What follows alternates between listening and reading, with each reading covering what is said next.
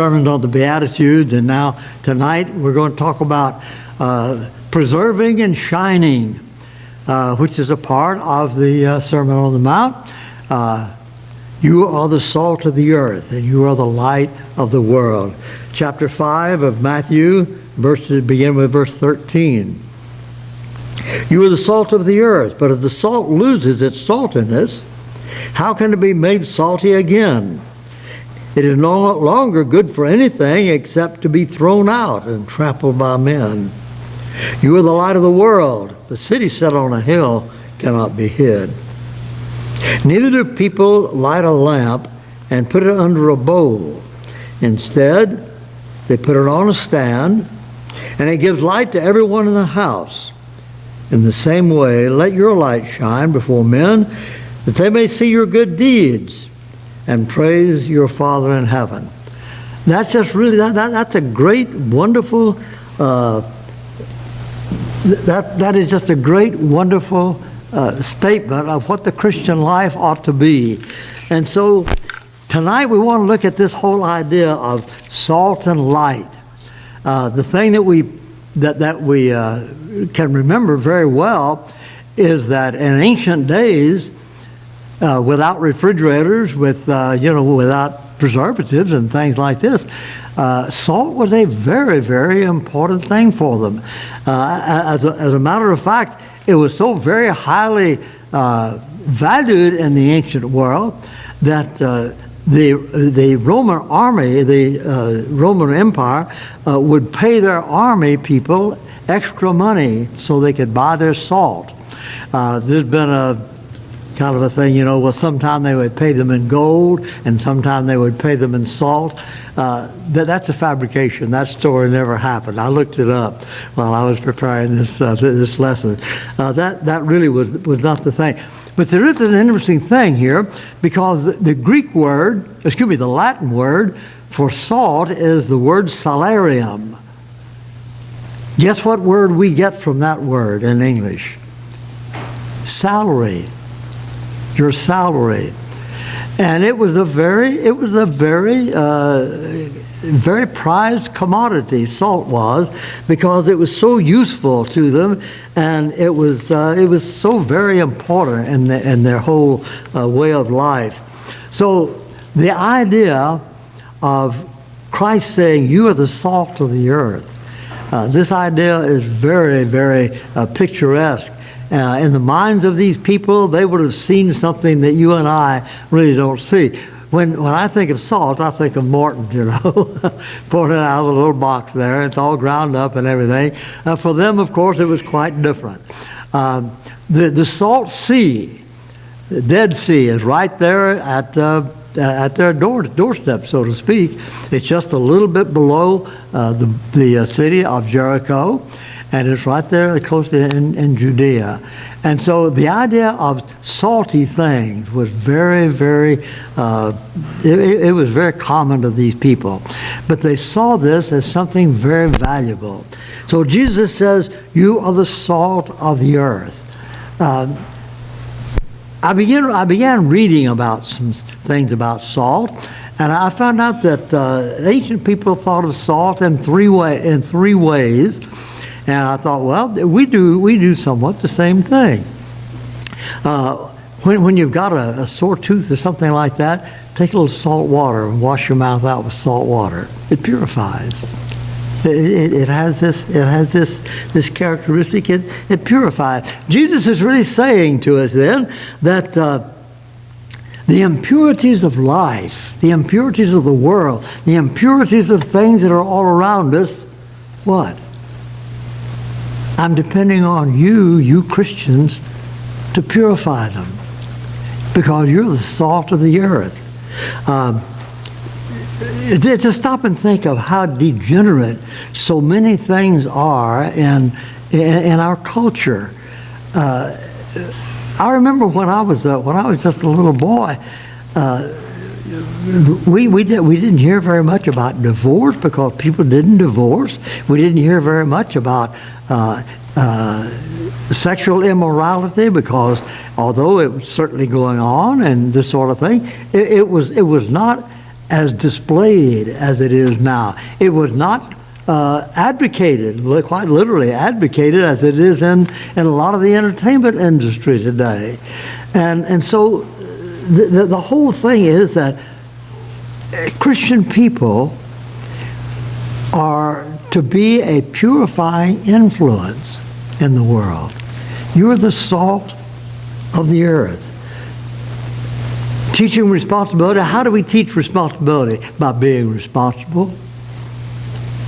That's the way we teach responsibility. How does a child learn responsibility? By seeing that his parents are responsible people. How does he learn to be good or bad? Primarily by seeing what his parents are doing. Primarily by seeing how they live. Self-discipline is a very important thing in our world, and yet we find so little bit of it. What I mean by that is that whatever I want to do, I do. You know, that's kind of the ambition that we have, is to do as I please. I'm my own boss. I direct my own life. And so the idea of self-discipline and self-restraint a lot of times is just completely ignored. So along this line, Christians are to some degree to be cleansing agents. But now we're not cleansing agents in the sense that we go over to this person or that person. I could pick some people out, but I won't. But go to this person or that person and say, you know, you need purging. You need to be cleaned up. You need to clean up your life. You need to do this or you need to do that. That isn't the idea. The idea instead is that we need to learn to become what God wants us to be. And in that way, we become the salt of the earth. We become the kind of people that influence and that purify. And that's the idea here. Another thing that salt does is, I guess this is probably in the ancient world, when we think of it along that line, it's the idea of preserving. They didn't have refrigerators. They didn't have any other preservatives that we have. And so the meat that they slaughtered, the meat that they had, they preserved it with salt. In the ancient world, this was a very important thing, because they found out, I don't know how they found it out, but they certainly found out that if meat sits out and it spoils, putrefies, then it becomes poison. And so you've got something here that's perfectly good when it's fresh, but when it's allowed to be neglected, it literally becomes poison. So Christians are the salt of the earth. Christians need to have a preserving power to them. Bring stability into my own life. Bring preservation of thoughts, preservation of good things, of values and things like that. We need to be the people who preserve these things. Preserve them not because we feel like we're better than somebody else, but simply by teaching our children, by living before our children in the right way, within the workplace, doing the same thing. Sometimes people they're one kind of character in the church service, but they're very different in their workplace. I remember I served with a congregation one time, and one of the elders was he worked for the B.F. Goodrich Company, and he was quite stern in the way he did things.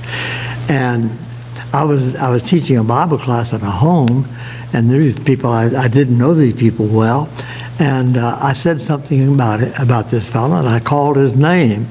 And one of the ladies said, "Oh, good night, I work for that man." She said, "He is the devil." Well, maybe that was a little bit strong. I hope it was a little bit strong anyway. But the point is that in this whole thing of preserving the good in society, the good in culture, you and I have responsibility. It isn't that we go around teaching every single person that we find about what they ought to do and what they ought not to do. That isn't the idea. But your existence ought to say something about the preservation power of the gospel. This whole thing of preserving, people sometimes just criticize, and that tears things down. Other people compliment. Ordinarily, that builds things up. For example, if I go to Scott, I'll pick on Scott a little bit. He's a tough guy. If I go to Scott and I say, Scott, you're doing this wrong and this wrong and this wrong, and here's the way you're supposed to do it. Well, the first time, Scott would probably take that pretty well. Thank you very much, Jack. But in his mind, he'd be saying, Jack, that's none of your business. See? But, every time I see Scott, I have some kind of criticism. Scott, you're not doing this. You're not doing this. Scott, why don't you do this? And every time I see Scott, that's Scott doesn't want to see me anymore after that. Well, within the workplace, within the church, within the family, criticism is not what preserves relationships. Any dumbbell can criticize. Maybe that was a little strong. But anyone can criticize. Anyone can find fault. But we need to build. Building up preserves people. It preserves character. It preserves relationships. In relationships, if it's all criticism, it's like raw meat.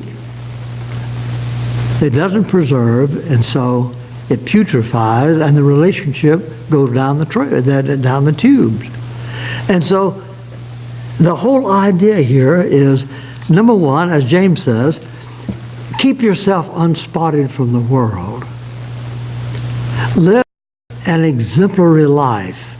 And when we live an exemplary life, we have a preserving power on the other person. We really exert something that's very valuable to the other person. Well, the one that I like, I guess, the most out of this is the next one. Salt enhances the taste of food. Years ago, I was preparing a lesson on this many years ago, and I looked up salt and how does salt work, and I had no idea of this, but probably the rest of you already know all about this, but it was brand new to me. Salt literally opens the pores of food. And that allows the real flavor of the food to come out.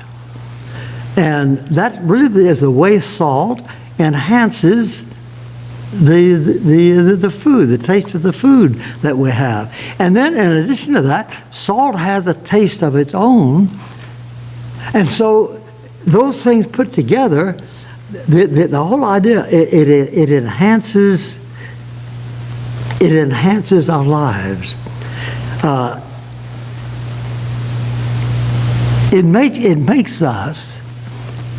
It puts us into a situation where other people will say, I wish I were like that person.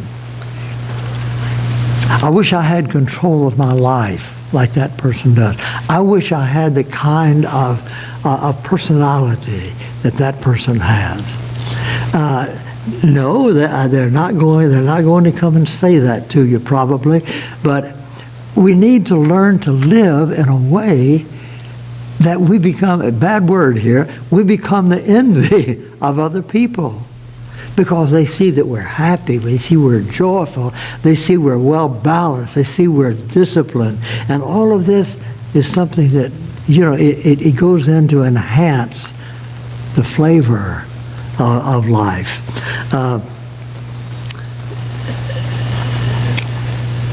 Some people will walk in a room and people say, oh, and he or she, when he comes in the room, the whole room just lights up.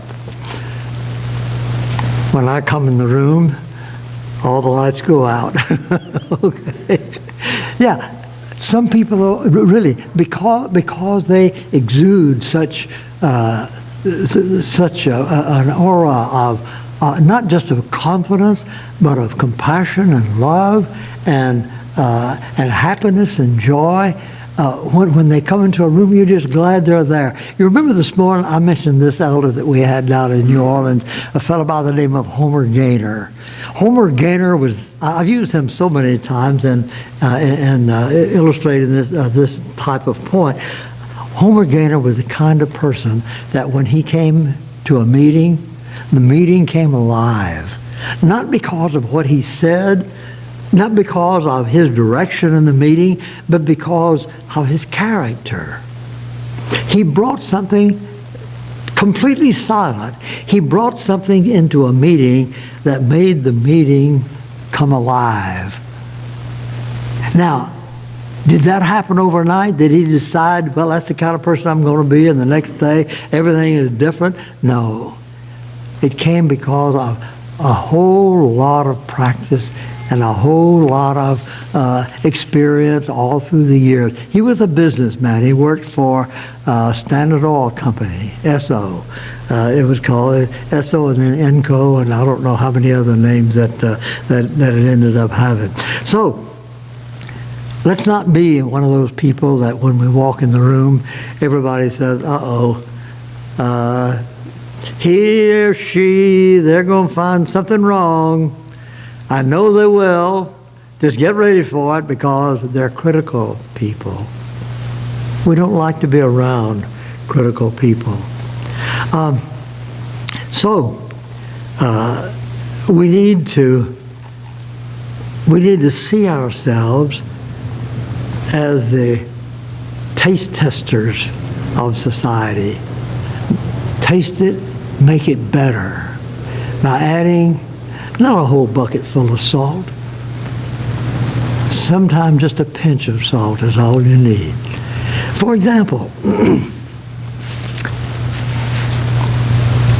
for no good reason at all, I mean, not at an event or something, isn't it good when somebody comes to you and just says, Rudy, I appreciate what you do. I'm not talking about this thing, that thing, or another thing, but Rudy, I just do. I appreciate what you do. How long did that take? About 3 seconds? Rudy likes that. That means something, Rudy. He'll think about that before he goes to bed tonight. He'll think about that. And I mean it, by the way, Rudy.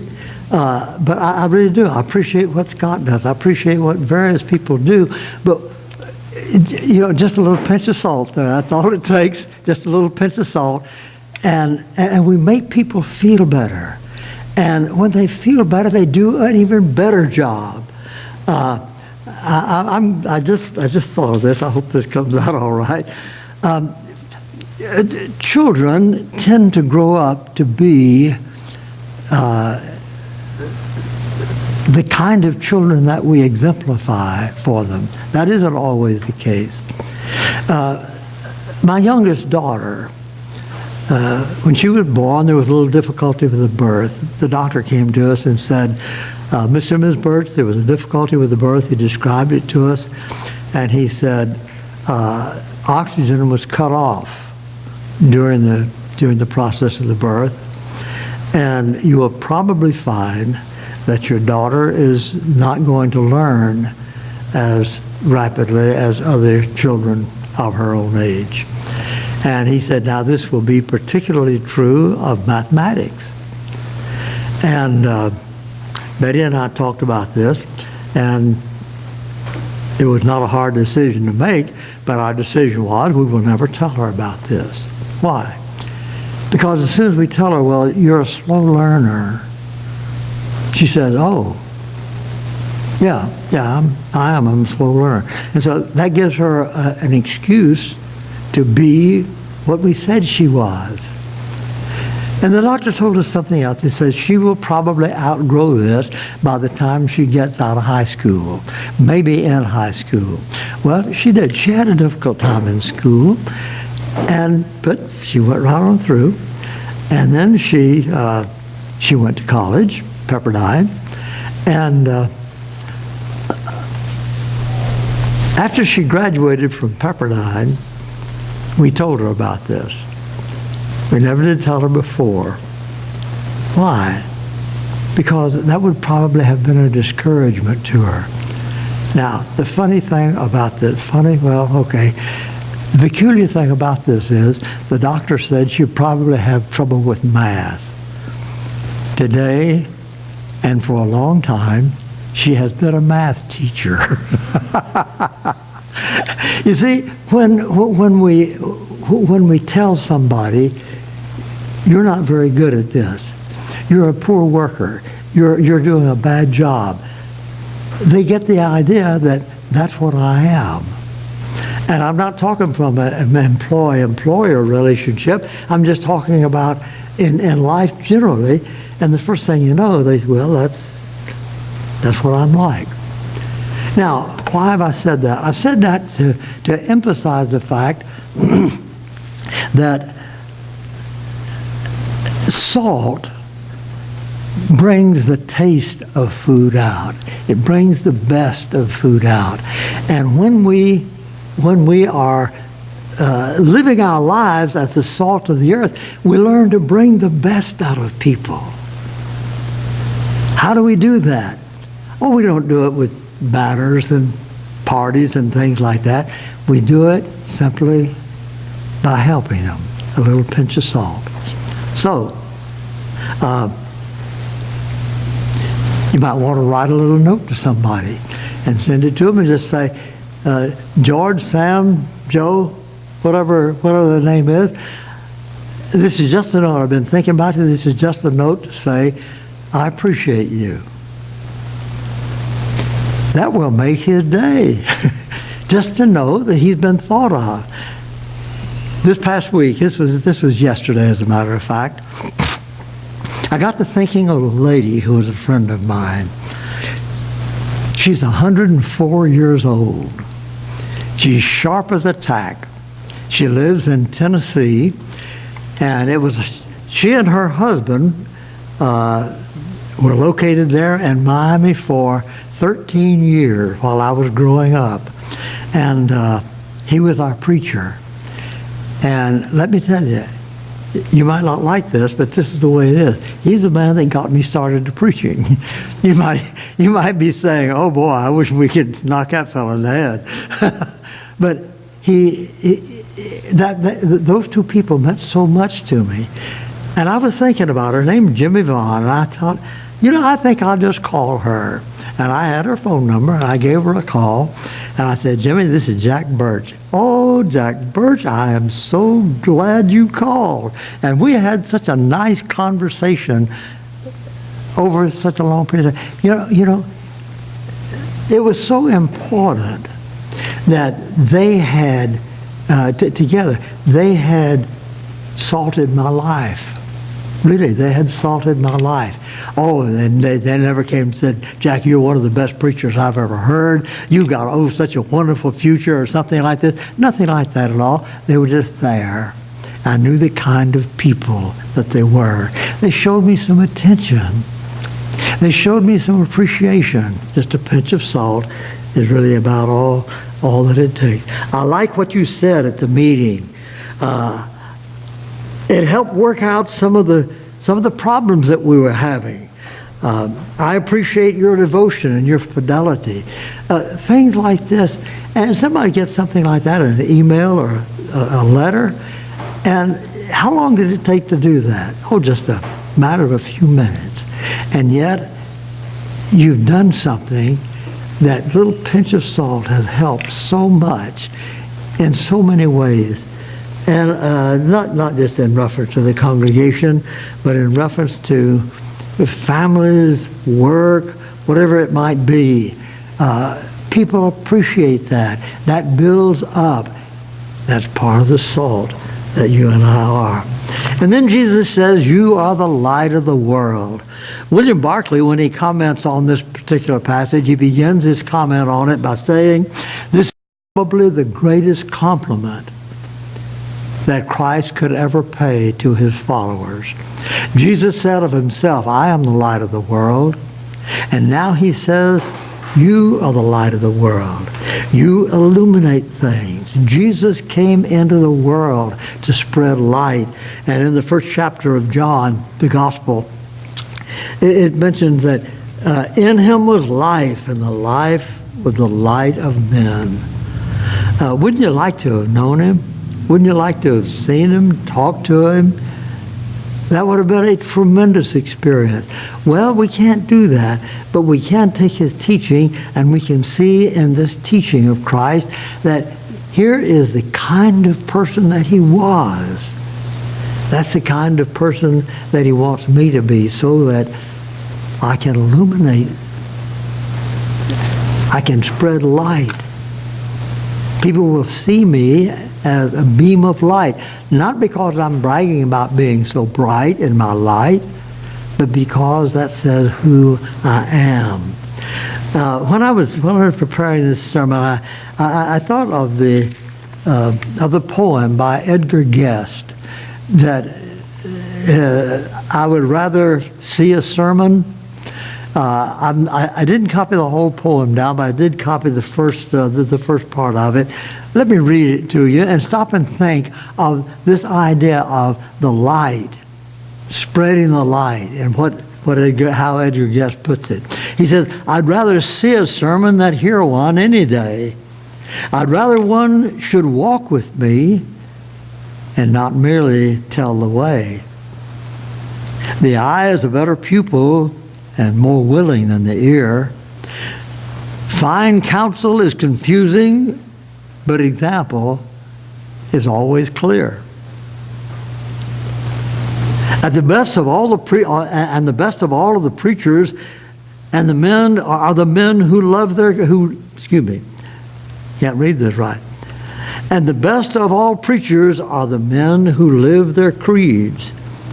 For to see good put into action is what a body needs. I can soon learn more how to do it if I can see it done. I can catch your hands in action, but your tongue too fast may run.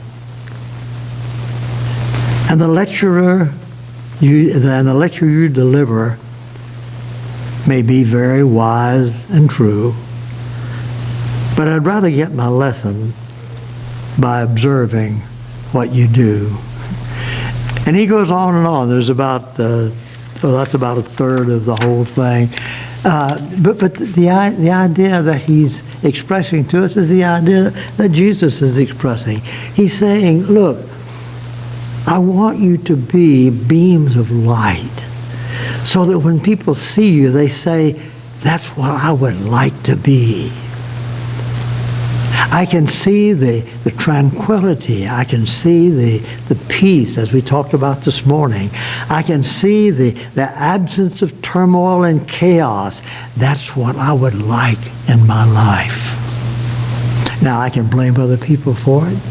I can criticize Bill here for it, because Bill, you didn't bring light into my life. You didn't bring things to me. And I could criticize Rudy, and I could criticize Linnell, and I could criticize, a lot of people because they didn't deliver to me.